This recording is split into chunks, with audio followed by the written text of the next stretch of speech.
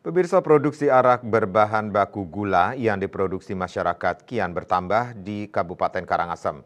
Kondisi itu dinilai dapat merugikan petani yang membuat arak tradisional berbahan baku tua.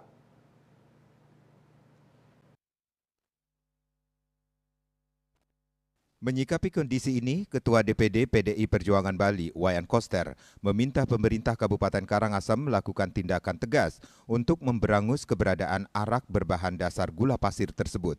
Koster mengatakan, dengan peredaran arak berbahan baku gula pasir itu cukup meresahkan dan dinilai berpotensi mematikan keberlangsungan petani arak berbahan dasar tua atau nira di Kabupaten Karangasem.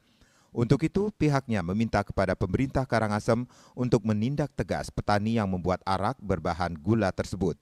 Keberadaannya merugikan citra arak tradisional, di samping berdampak tidak baik bagi kesehatan penggunanya.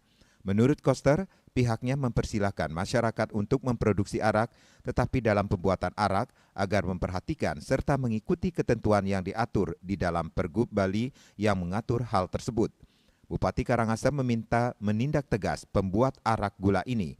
Sementara itu, Bupati Karangasem Igede Dana menjelaskan kala pihaknya langsung memerintahkan Diskoperindak untuk turun dan menggencarkan sosialisasi terkait arak tradisional ini. Apabila nantinya ditemukan melanggar ketentuan, pasti akan ditindak secara tegas nantinya. Diskoperindak juga diperintahkan untuk terus sosialisasi terkait arak tradisional ini. Jika melanggar akan ditindak secara tegas. Eka Parananda, Bali Pos melaporkan.